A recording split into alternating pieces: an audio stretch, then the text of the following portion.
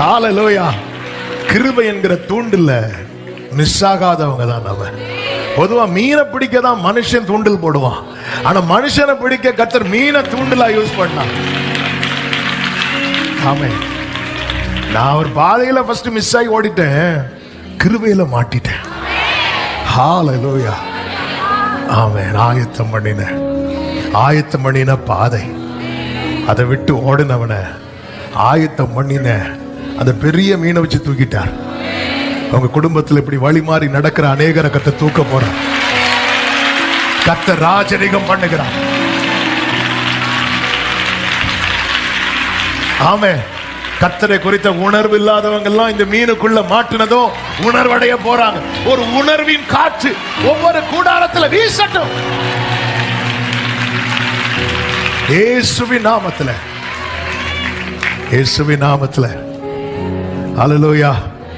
இந்த கப்பல்ல இருந்தவங்க எல்லாம் மீனுக்கு இறைய தூக்கி போடல, கடல்ல தான் தூக்கி போட்டாங்க. இன்னைக்கு நமக்கு சத்தியத்தை ஆண்டவர் காட்டிட்டார்ல.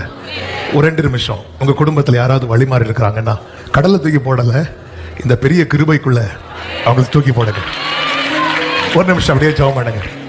அப்படியே ஒரு நிமிஷம் உங்க குடும்பத்தில் உங்க புருஷனோ, உங்க மனைவியோ, உங்க பிள்ளையோ, மகனோ, மகளோ, மருமகனோ, சகோதரனோ, சகோதரியோ, பெற்றோரோ, யாராவது இப்படி ட்ராக் மாறி அவங்கள அப்படியே இந்த பெரிய கிருபை அப்ப என்ன என்ன என்ன என்ன என்ன என்ன அகப்படுத்தினது போல அதுக்குள்ள வந்துட்டாங்கன்னா அவங்க உணர ஆரம்பிச்சிருவாங்க. அதுக்கப்புறம் சரியான கரைக்கு வந்துருவாங்க. அவருக்கே அடையாளமா மாறிடுவாங்க. எத்தனை பேர் இந்த ஆகஸ்ட் 2026 அநேகர் இந்த பெரிய மீன் பிடிக்க போகுது. இயேசுவின் நாமத்தில். ஆமென். அப்பா ரட்சிப்பு. எல்லாரும் இந்த வார்த்தையை உங்க வலது கரத்தை உயர்த்தி சொல்லுங்க. ரட்சிப்பு கர்த்தருடையது.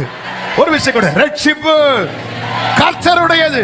ஒரு விஷயம் கூட ரட்சிப்பு கர்த்தருடையது. சத்தமா ஆமென். Thank you Holy Spirit. ஓ, நான் நம்புகிறேன், நான் விசுவாசிக்கிறேன். ரட்சிப்பின் கிரியை அநேக வாழ்க்கையில்